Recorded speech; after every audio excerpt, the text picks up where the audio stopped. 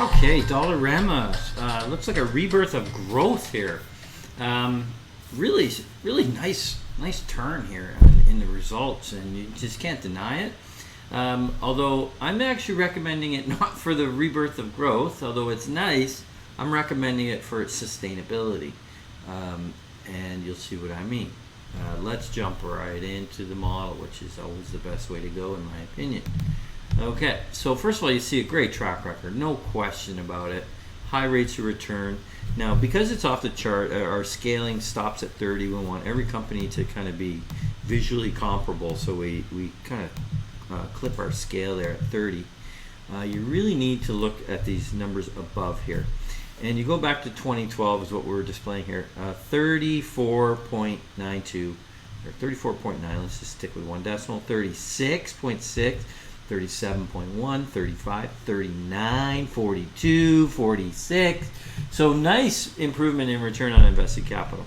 And then it kind of hit the wall and hit 43, and now in the trailing 4 quarters, 35.62.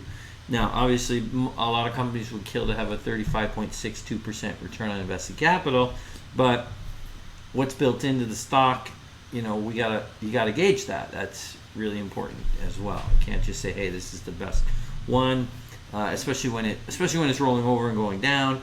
We know the stock prices are correlated with the movement and a change in the return on invested capital. So let's dive into the financials just a little bit more. And I said, look at the growth. We calculate the growth here along the top, and it's comparing the same quarter the previous year. So we had 9.7, 9.8, 7.3, 6.9, 6.6. It's kind of when the stock really started to go, wait, what happened to all the growth? And the stock was starting to really crater, and it really took a hit. Logically. Okay, but then all of a sudden in it's probably their Q4, January quarter. Let's see, I got to see what they report annually. It's January. That makes sense. Okay, a lot of retailers will report January as their Q4. They don't want to do it during Christmas as a December year end. They want to have a January. That makes sense. Okay, and it hit 13%, and then in the next quarter, 9.5, not as strong, but still very good. And it looks like we're back, growing again, not in the 6% range, but in the, 13 to 9%, let's just call it. And margins are pretty good. So even in this Q4 here, it was the highest EBITDA they've ever produced, and it was a good margin. And so it seems like we're back here, right? Okay. I don't think you want to buy this for growth because look, the easy growth is gone. Let's be frank. This was an opportunity they saw a few years ago. Build lots of stores.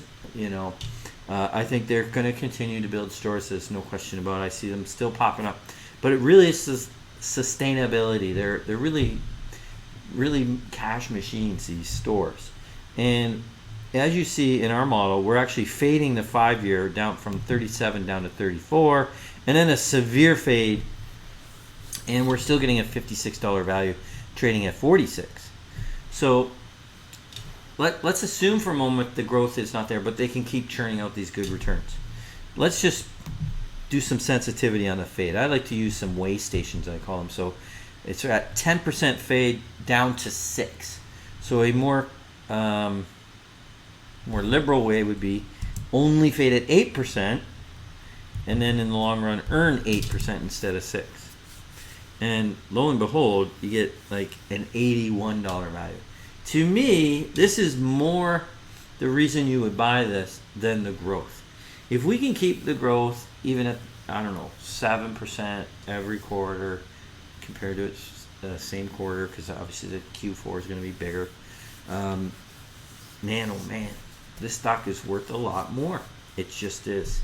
So the growth problem that they had seems to be taken care of, but really you're buying this for the longer sustainability, and I think it looks really interesting here. So I can't remember, frankly, if we've put this back in our portfolio. We definitely took it out.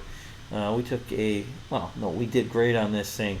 We didn't get out at the very top. Let's just put it that way. We definitely were on the other side of the turnover, but we still made a ton of money and we didn't go to the bottom, and we didn't buy it at the bottom. We didn't sell it at the bottom either, and we're going to.